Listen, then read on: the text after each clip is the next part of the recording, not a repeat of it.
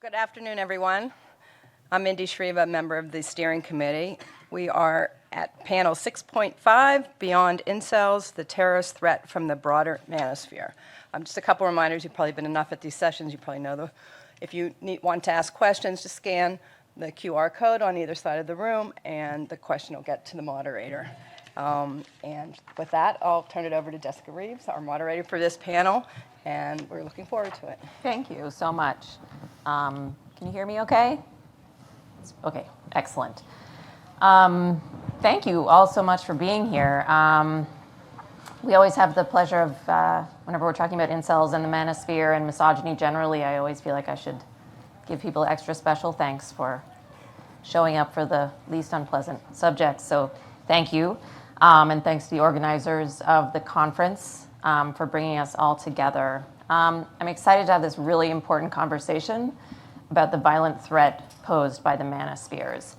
And I suspect that many of you are unfortunately very familiar with incels, involuntary celibates, from which a number of deadly and high-profile attacks in recent years have emerged, including the Toronto van ramming and the Tallahassee hot yoga studio murders. The larger manosphere, however, is made up of more than just incels. So the communities include so-called men's rights activists, pickup artists, and men going their own way, or MGTOWs. And while each group has a distinct ideological spin on and tactical approach to demeaning, targeting, and hating women, they are united by their misogyny and their profoundly toxic masculinity. So before we get into our discussion about this threat and the men who embody it, our panelists are going to say they're going to lay a bit of groundwork. They're each going to have 4 to 5 minutes, and I have promised to be very strict about that, to introduce themselves, frame their research and work, and together we're hoping that we will give you kind of an overview of what you need to know about the unique dangers posed by the male supremacism and violent misogyny of the manosphere. So I'm going to turn over to Josh. Okay, thank you. And I'm within poking distance.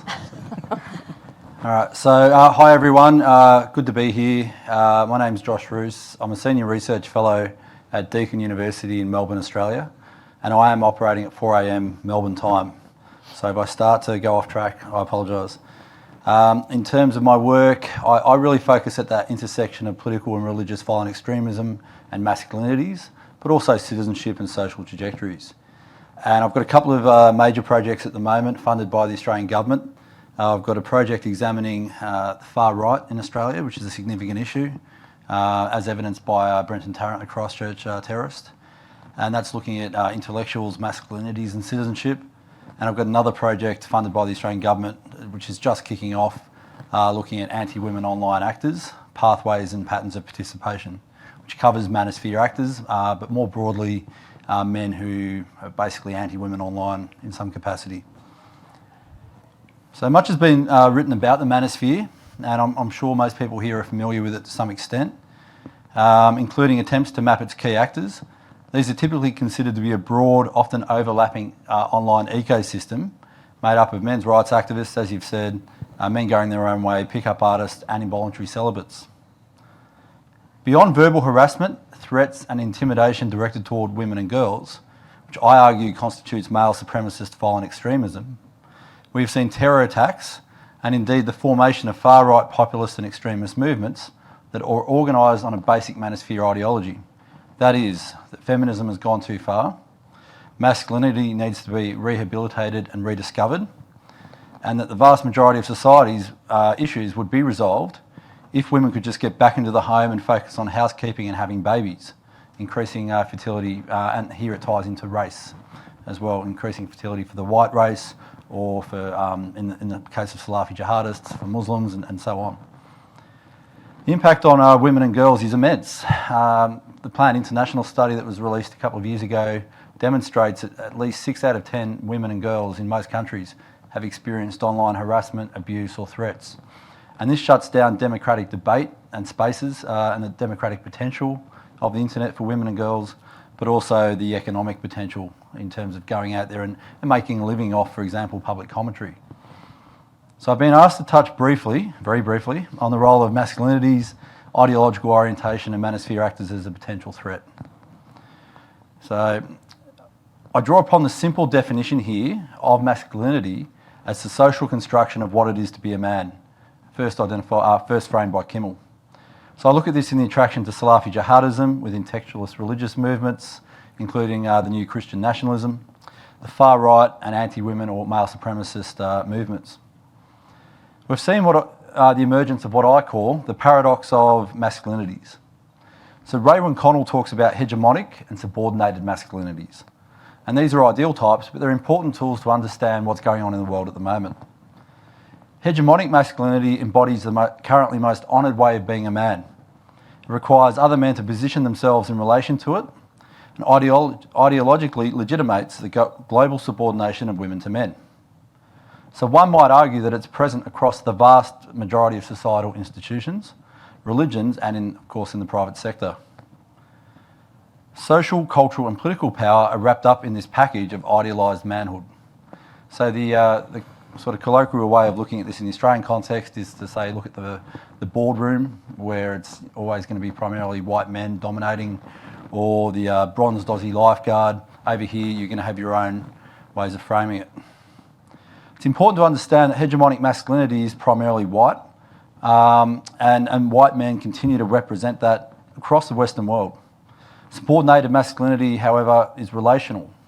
It's driven by humiliation, social injury, a lack of respect and recognition, and the perceived stripping of honour and dignity. So when I talk about this paradox, I'm talking about white men who've traditionally occupied a hegemonic role where status and privilege have been handed to them. However, over the last couple of decades, the impact of free market economics, trade, the feminisation of work, the decline of societal institutions, including trade unions, that offered a sense of social solidarity, and even churches that offered a sense of moral leadership and framing and placed men at the head of the family, have all declined. We've seen men increasingly unable to find secure and meaningful work, and quite frankly, less women willing to marry them.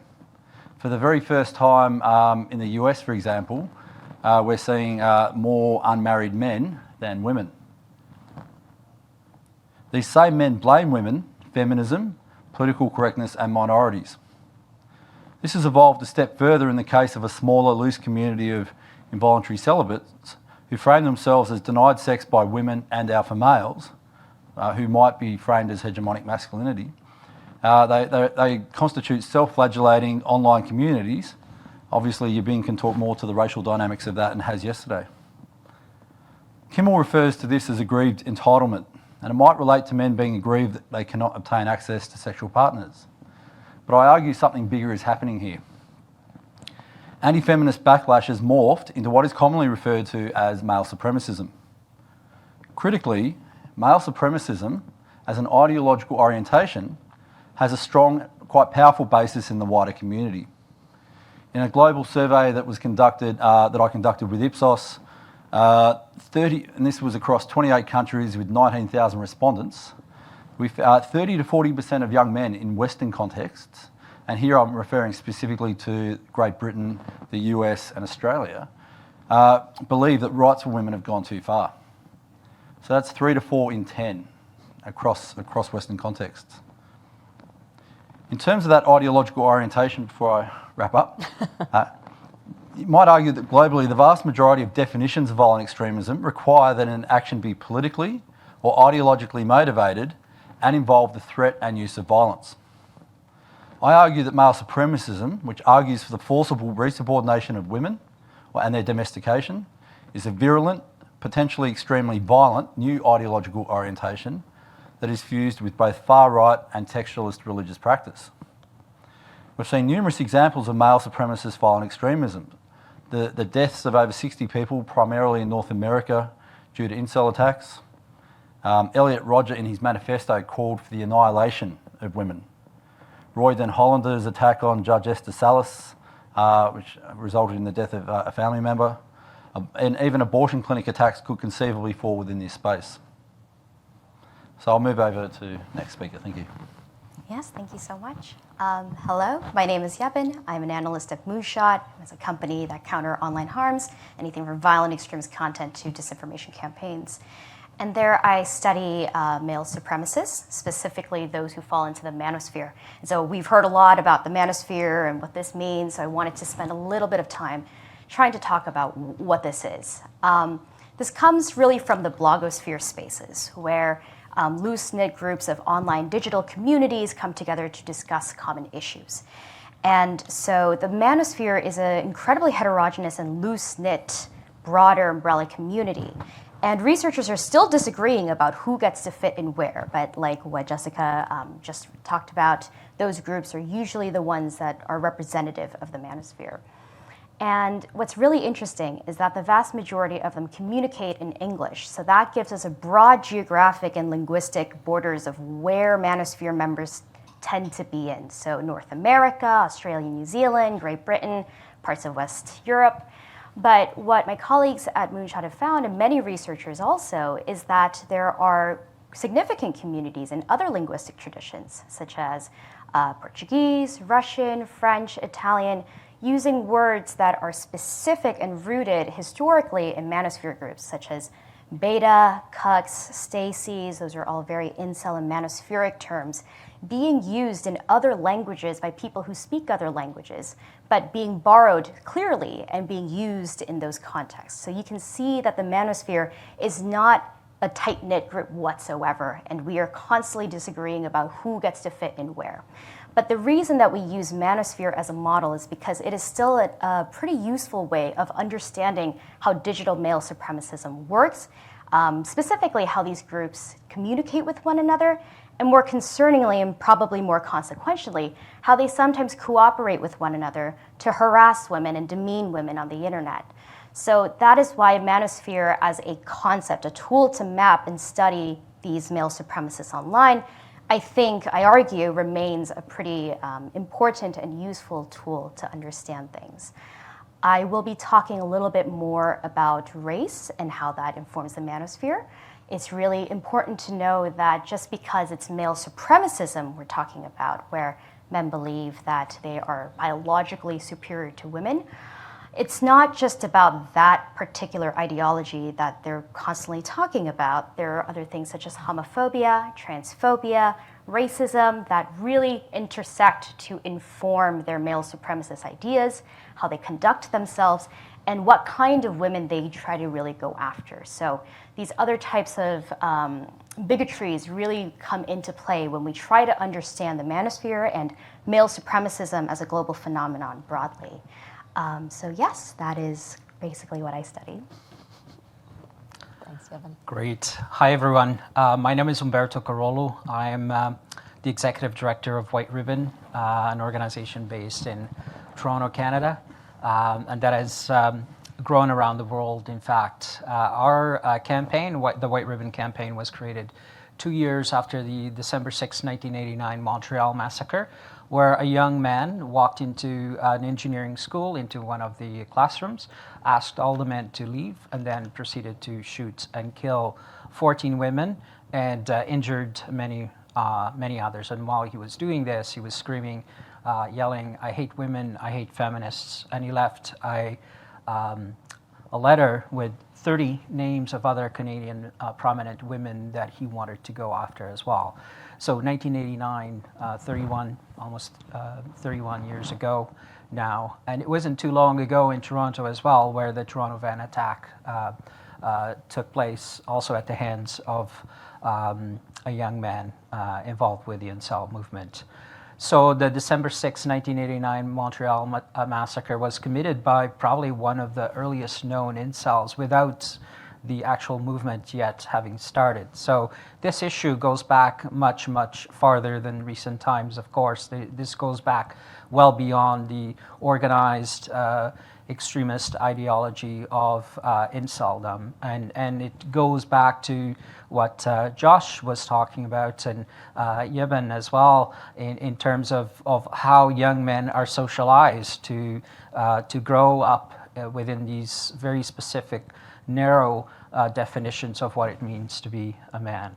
And I want to illustrate that by sharing a video, our Boys Don't Cry campaign, which we utilize to hold conversations with boys and young men about these topics, but also with educators and parents and anybody who's interested in this, to help people understand the trajectory towards violence, in particular for this young man.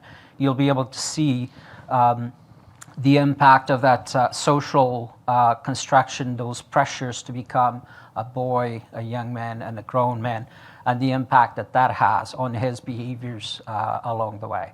So tech team, please go ahead. Just as a warning, this video contains some pretty violent scenes.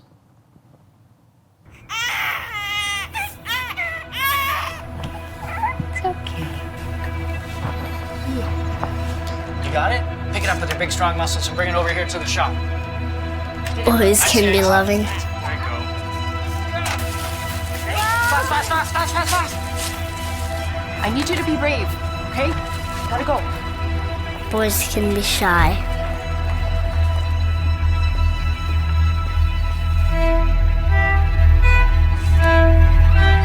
Boys can be sad. Why are you crying? Boys don't cry, right, honey? Be a big boy, please. Boys can be self-conscious.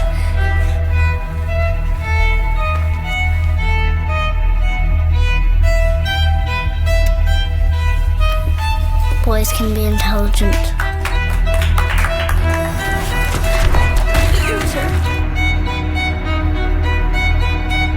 Why is it always about using words? But boys can't be afraid.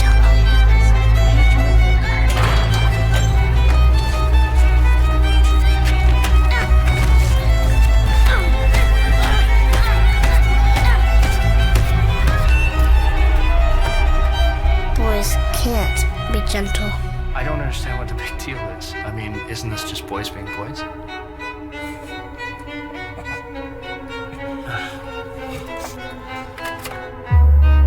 Boys can't be weak.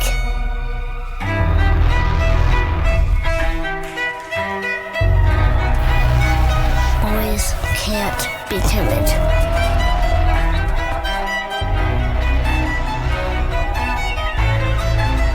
Boys can't be hurt.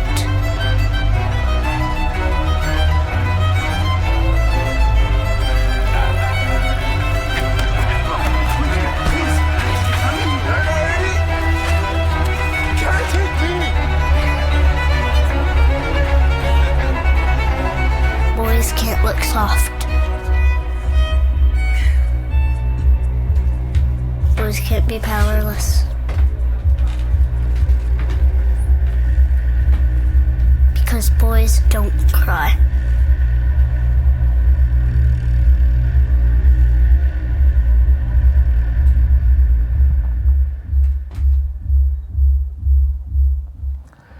So what this video shows is that this socialization, these pressures, these stereotypes, these norms begin from a very early age. So when we talk about preventing this kind of violence from happening down the road, whether it be sexual violence, whether it be domestic violence, dating violence, or involvement with radicalized groups, it shows some of the potential entry points at where we can intervene, where we can change around those messages and help young men understand and learn a healthier form of masculinity, one that involves being able to demonstrate all the emotions and not just anger, to be able to act and relate to others in equitable ways and not control and dominate and resort to threats and coercion in relationships or interactions.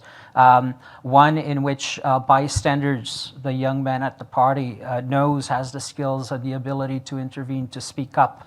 And we can help parents and educators understand to learn the signs of these unhealthy forms of masculinity and be able to intervene at the right kinds of points and provide the education, the support, the empathy, so that it helps young men follow a different type of trajectory.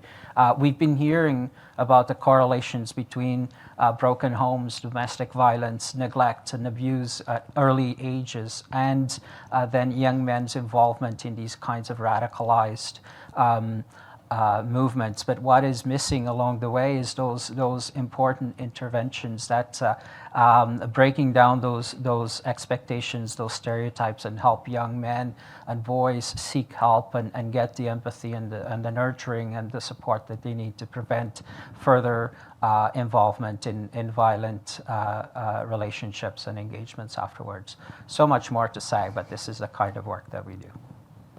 Thank you so much. I think that sort of the triad there, the overview, gives you a sense of how many angles there are from which to come into this subject matter. You know, you can talk about this from a sociological perspective, from a political perspective, from a race perspective, from a perspective of nature and nurture and all of these things. So I just want to give everyone sort of that broad overview. Thank you so much. And I realized in my excitement to get to everybody else, I failed to introduce myself. I'm sorry. I'm Jessica Reeves. I'm the Director of Content and Editorial Strategy at the Center on Extremism at ADL. And I've been studying the Incels and general Manosphere for a number of years now. So let's move on to some questions. I have a few here, and you are all, of course, welcome to ask questions, and I will remember to check the technology when we have a minute. But Josh, I want to ask you, you study the trajectories that can lead people to commit extremist violence. Can you talk a little bit about kind of what kind of environment or influences might lead a young man towards anti-women beliefs expressed in the Manosphere? Yeah, yep. So when we talk about trajectories, we should distinguish that, I suppose, initially from the vast majority of studies and research which focuses on what these terrorists are saying. There's a huge rush to scrutinise their manifestos. There's a huge rush to look at, well, what was their previous action, who were they interacting with? And I argue you've got to go a lot deeper than that to really understand what drives, in a nutshell, angry men. And really we've got to look much more broadly. So there's a lot of discussion about push and pull factors and so on. I'm really interested in exploring, well, where were these people in their lives? Where did they feel they were going? Did they feel like they had hope? Were they moving upward? Were they getting educated? Were they moving up in the world? Did they have a family? Did they have children? Were they fulfilling a dream or some sort of vision for their life? Or did they feel that they were sliding backwards? Did they feel like that was getting further away for them? Now this ties into the issues I was talking about that were driving, I suppose, men towards violent extremism and far-right populism and other narratives as well. But really, what I've noticed, so I've done work across the spectrum, Salafi jihadism, the far right, and more recently, angry men online, and almost without fail, we're seeing that men who are going forward in their lives aren't inclined to get online and harass and abuse women, or aren't inclined to get online and seek to plot and carry out a terror attack. And this is across the class spectrum as well, because we're not seeing blue collar men who are working in precarious work, maybe for a light labour hire firm or contract firm. They're not going home after a long day's work and getting online and harassing women. We're actually seeing that many of these people are white collar. Many of these people are working in the professions, and often, quite high up in the professions in some cases. And there's a deeper seated resentment of women moving into their workplace. This idea of the company man no longer exists. The job for life is gone. And so they resent women coming into the work and into work and actually potentially even doing better than them. We're knowing that women are moving in, are more likely to be higher educated or on trajectories that they're not. So a lot of this is comparative and relational, but a lot of it's also a sense of going backwards and I've seen it across the different sectors or spheres of terrorism. Yeah. So you see the grievance narrative that's Yeah. surfacing across so much of the extremism Yeah. world, I think. And in this case, women are at fault. Yeah. Women, but also transgender, LGBTIQ communities, migrants, everyone but themselves. Right. Yeah. And someone earlier today was talking about the othering. You know, if you can separate people and make them hate the other, then you are creating sort of an in-group of your own, and then you can act against them. Yeah. Yeah, but I'm hoping you can talk a little bit about, as you mentioned before, some of the issues of race and racism that come into this particular brand of misogyny, and how you think men's idea about themselves racially, sort of in a gendered way, affects the women that they choose to target. Absolutely. Before we move on to the types of women that they target, I think the first part of your question is that, how do they organize themselves around their racial identities? Something that I found very prominent across the Manosphere is the idea that race is one of those identities that really draw people together, because it's not just about cultural IDs and other forms of cultural artifacts that people can latch onto and kind of be able to talk to one another about. But in the world that we live in, racial discrimination and inequality is a very real issue, right? So irrespective of male supremacism and one's entry and belief into it, people of color experience racial discrimination. Now, that also really helps them form the grievance when they are trying to interpret it like a racialized lens of male supremacism, because they are able to band together on shared cultural belonging as well as experiences. So one prominent example, and one of the groups that I've studied most prominently, were the men's rights activists, but MR Asians. So Asian men's rights activists banding together on their shared Asian identity.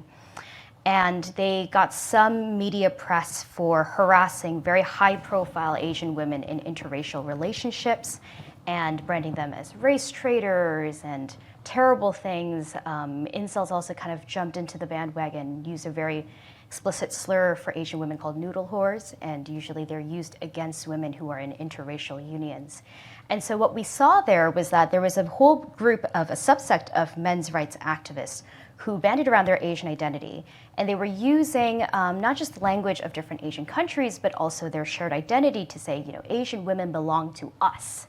As the more biologically superior of the two genders, their spaces and their privileges belong to us. And the fact that they are going out into having relationships with different men of different races, or choosing not to have any relations at all, that is somehow inherently offensive to us, because a privilege that is somehow given to us, endowed to us, has been stolen from us. So that really helped shape their grievance and in turn choose who they wanted to target. So in this case, it was Asian women, especially high-profile Asian women, because that allows them and their message to be mainstreamed into the mainstream as well. If you target the mainstream and you're successful, then your message has inherently been penetrated into the mainstream consciousness. So that is one of the key ways in which race plays a role. And I really struggle to think for white incels as well, not just incels of color or Manosphere members of color. Race plays an incredible role in white supremacy and how they enact it. Sometimes it's not just being a man, it is about being a white man. Josh talked very briefly about hegemonic masculinity and how it was usually cis heterosexual white men. So when the whiteness and the masculinity combine, it's not just about, it's because I am a man, it is because I am a white man, and somehow I've been denied those privileges. So race plays an incredibly important role, and I think if we want to dig deeper, if we want to understand how male supremacism is actually enacted and practiced by individuals and communities, we can't neglect the racial element. Yeah, absolutely. And I think, we see that on the victim side as well. I mean, the women in the Atlanta spa shootings were targeted because they were women and because they were Asian. And so you had this double layer of targeting that was surfacing in a very in a horrific crime. Humberto, you work on the prevention side, so you're our beacon of hope here, as we all dwell in sort of the sadder areas. and you focus on the interventions that can keep young men in particular from venturing into these spaces of extremism. What signs or red flags do you tell parents or teachers or caregivers to look out for in these spaces? Yeah, that's a great question, and I would say, the early adoption of those gender stereotypes and expectations and norms. So a boy who is unable to express healthy emotions, who holds back their tears, who can't speak, openly about the sadness, the loss, perhaps the hardships that they're experiencing at home. So when that's combined with problematic attitudes and behaviors, language, treatment, using harassment, using misogynistic, homophobic, racist types of language and discourse and dialogue, engaging in online or in-person, in the classroom, harassing type of behaviors. The use or perhaps sharing of supremacy type of messages. Those are all early signs, both for parents and educators, for coaches, for community members, and that's the time to intervene. That's when we need parents and educators and coaches and community leaders to have the tools, the language, the methodology to be able to work with those young people and address some of those early signs in a proactive manner, because we've seen in many cases where in particular with the Toronto van attack, that young men had been expressing those behaviors for a number of years in the school, in the community, and nobody was able to provide the support, the intervention that he needed, and he fell through the cracks, and he ended up taking his violence to that extreme. So we need to pay attention to those kinds of flags. They're in our everyday life. These are not rare. These are the way that we even as adults treat one another, and young people are looking up to us and are learning from us those kinds of behaviors, those kinds of interactions. So those are the entry points. Fatherhood, helping men understand the role they can play in the home to share more equally in family responsibilities, to talk to the young people in their lives about respect, about consent, about healthy relationships. Just as we as dads help our kids understand how to safely cross the street and how to ride a bike, so why should we not be equipping the young people in our lives with those skills, with that important information? So we need to encourage this type of education to start much, much earlier, because by the time kids get into grade 8, into high school or post-secondary, it's too late. And we think that so that is the age appropriate age to start talking about healthy relationships and consent and so forth. It's too late. Those basics should have been started much earlier in kindergarten, as early as possible, at home. So that's the kind of work that we do at White Ribbon, is building the tools, providing the training, the resources, the lesson plans, so that educators and family members and parents can start this work much, much earlier. And of course, kids, will still fall through the cracks, in which point they need access to those specialized services and interventions to help them in more specific ways.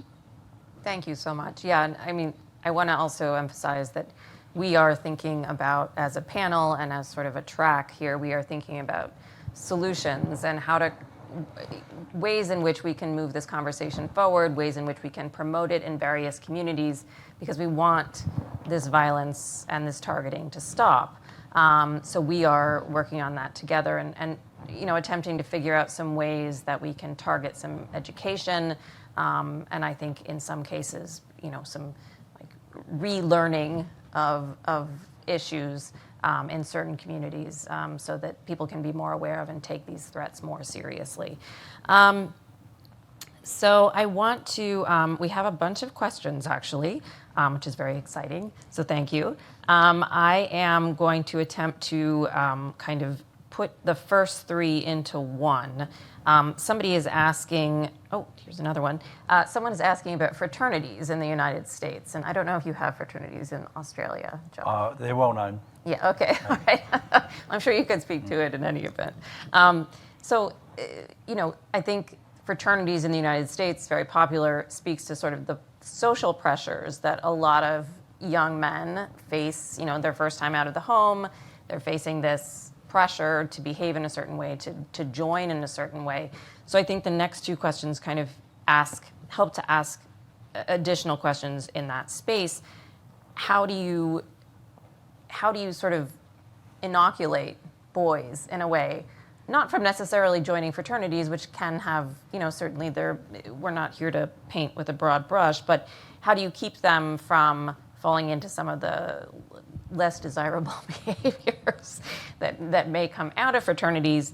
And, what are some examples of like positive movements that we've seen around masculinity? So I'm going to let each of you kind of respond on that, unless you'd rather pass, which you should feel free to do. Are we going in order? Yeah. Okay. So fraternities, we don't have fraternities, thankfully, in Australia. We do have the football club or the rugby club or various other forms and so on. But they're known as hotbeds of anti-women behaviour and language and everything else, and it's self-reinforcing. And fraternities are very often elite. They are where quite privileged young men come together.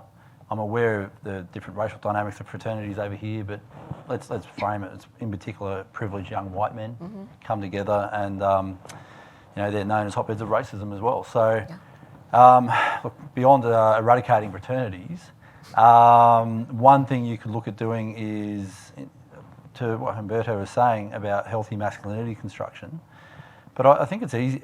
To some ways, it's even easier than that, because it comes back to a basic respect for women in positions of authority and power and in the workplace that need to be drilled into kids from a young age. Yep. And it still doesn't happen.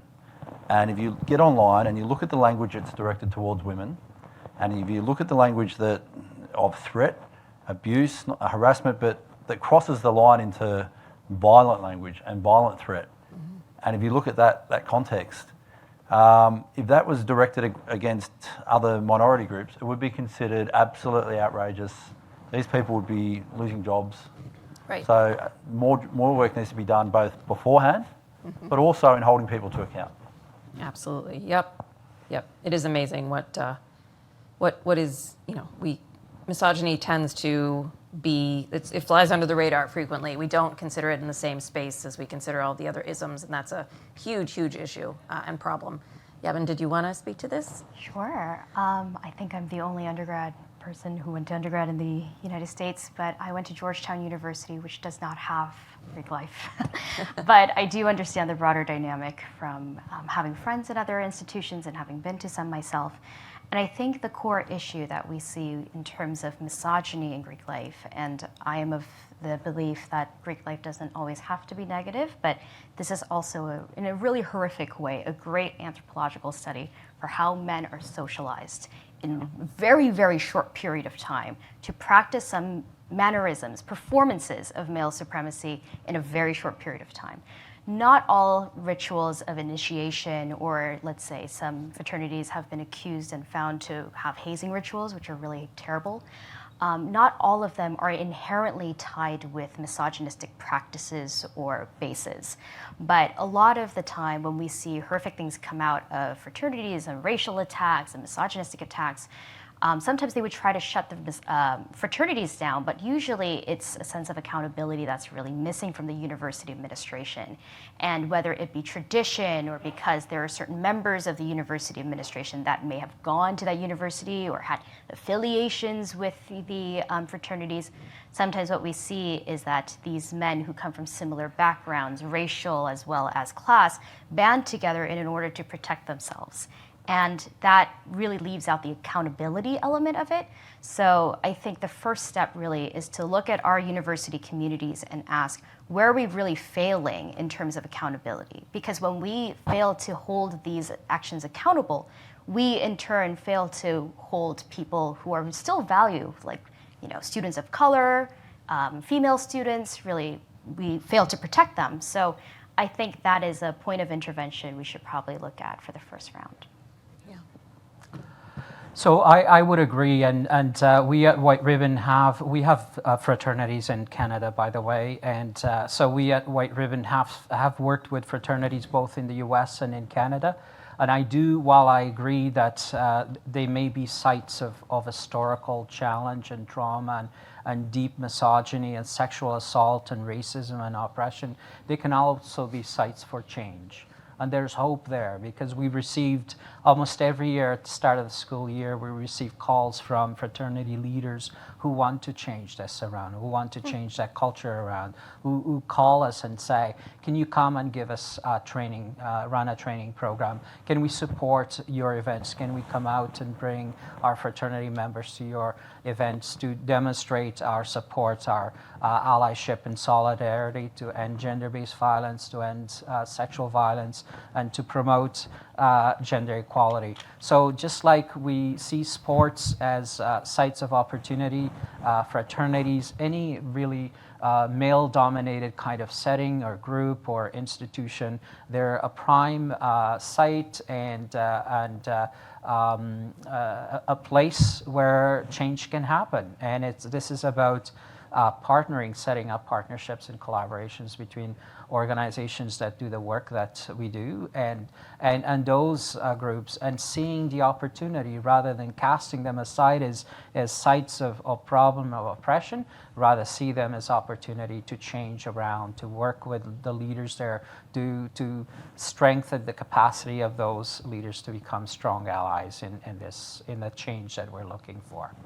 Yeah, that's a great point. I think there is a tendency, and I certainly have it, to sort of say like, all right, men have created this issue. Let's sort of, do they really need to be that involved? But in fact, they do need to be involved because they're the ones who need to change behaviors. And so I think, rather than putting the onus on women to sort of solve the problem, we need to be leaning more heavily on these very masculine spaces and demanding that change come from those historically misogynistic realms. There's so many great questions here, and we only have about 10 minutes left, but I think this is particularly apt at the moment. How do you think political hot-button issues like gender education and abortion rights may be compounding the issue of hypermasculinity, or the expressions of hypermasculinity that you see, I would argue, perhaps in one of our two major political parties in any event, and sort of the deification of certain political figures who may embody that more than others? I would be curious. I mean, you don't all have to answer, but anyone feel free to jump in. I think that's an interesting question. I think, if anything, hypermasculinity is driving it the other way. And it ties in directly to, I've done research on evangelical warrior masculinities over here in particular, although my grandfather was an evangelical minister, so I've had it drummed into me from a young age.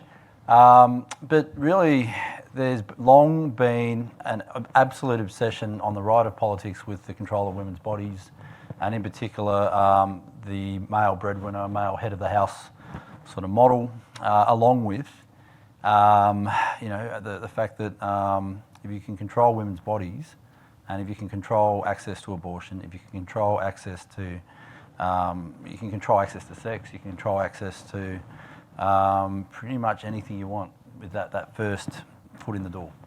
So I'd say that, on the other hand, they frame themselves as warriors, Christian soldiers going out there and fighting for doing this in God's name, which really gives them a narrative and gives them a sense of power that they wouldn't otherwise have. Most of these people, to be blunt, are losers. So they're not going anywhere, and they're looking for an answer. Mm-hmm. And by putting figures like Trump up on their platform, it tells you everything you need to know. Yeah, absolutely. So there are two more questions I really want to get to, and I think they speak to each of the two of you. Yevon, do you think that the Manosphere might ever be considered a sort of a coping mechanism for men of color who are sort of experiencing a marginalized status, especially, in a white-dominated or white supremacist society? Absolutely. I think, I could definitely try and rephrase that in the sense that I do believe that real grievances rooted in racial discrimination do inform male supremacism.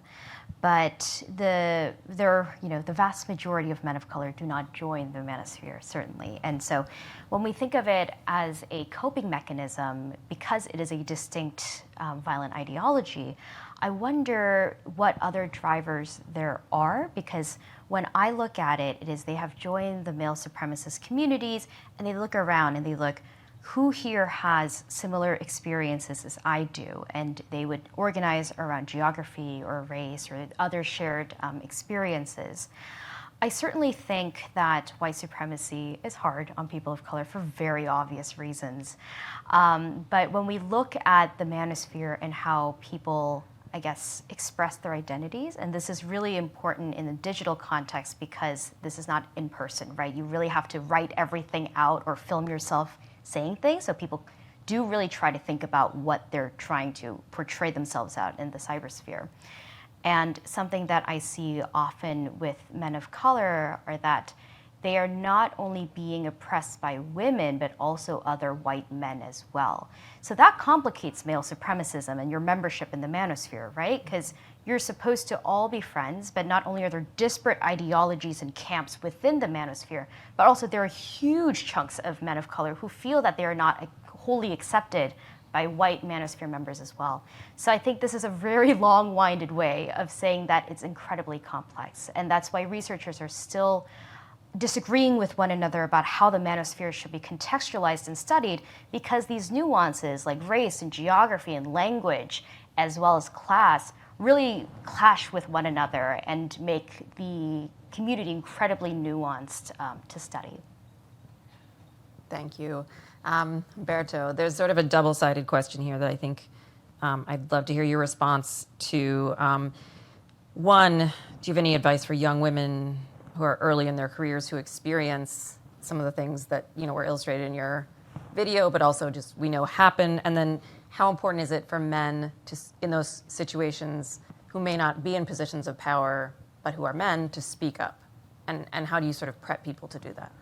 Yeah, I mean, if you've been impacted by violence, including the kind of violence that you saw in that video, reach out for help. Reach out to your local counselor, helpline, your HR group, and get the support that you need. And I know that there will be allies out there. One of the things that we work on really hard is to get men to believe in and support and stand in solidarity with survivors of gender-based violence. So know that we are out there and that we believe you, and hopefully you get the support that you need, of course.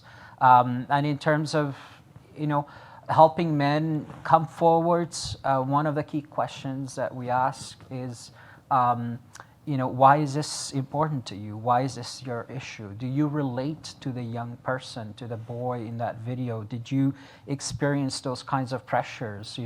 Did you grow up in a violent home? Why do you want to be an ally? Why should you be an ally? And what can you do? And join organizations like White Ribbon, because we have a place for you where we can work together and engage in this kind of change, so that women like the women in the video, women in our lives, don't have to experience that ever again. The next generation of girls, young women, don't have to experience that kind of violence and harassment again. But we, boys and young men, the next generation, can grow up in healthier, more equitable environments and societies where we don't have to go through these kinds of experiences. And because ultimately this impacts our lives as well. If we have to grow up with this idea that we have to remain strong, that looking for help is a sign of weakness, that's the only emotion that we can freely express without being judged or without being called a woman, is anger. If we want to overcome all of that, and we want the next generation to be able to grow and live freely from those stereotypes and those harmful norms, And then we all need to play a role. We all need to step up and join a movement of change and speak out against these kinds of hateful, violent, and oppressive norms and groups and movements. And we have to join efforts with other social justice movements. We have to support, to do this work in support of the feminist movement, of women's organizations and women who've been for too long doing this work with little support from men and male-dominated groups and institutions. So it's time for us to change that and to do this together. And ultimately, all of our lives and our communities will benefit from that. And if I may, Of course. I've just realized that I've neglected to tell the rest of you, the ones that I'm perhaps most concerned about, and I think we really need to invest in. My whole through line today has been race, so I think it's quite apt to say that women of color. Women of color are targeted, harassed, and attacked at disproportionate levels. And when we look at how we support men of color, and all types of men, we also have to look at women who are at the fringes of society, not because of their ability or their want, but because of the society and the structures that have pushed them to the side. So misogynoir, or misogyny against Black women, is rampant and incredibly deadly. Hypersexualization of Asian female bodies and in the imagination, as well as trans women and trans men, and the very distinct and unique challenges that they face in our community. Those are things that we all have to keep in mind, and by centering their experiences, I feel like we could come up with better interventions and imaginations of what it means to have a more gender equal and kind and safe society. Absolutely, yeah. I think I'm always attempting to bring the conversation back to, we need to center women in these conversations. We need to find out what women need, how they are being affected, while at the same time addressing the issues that affect men that lead them down these paths. So I think it has to be a real, it's a balancing act. All right, well, we have 9 seconds left. So I was hoping to do a quick round robin. So I will end it there. There's so much more, obviously, we could talk about here, but thank you guys so much. I learned a lot from all of you, so thank you, and thank you all for being here.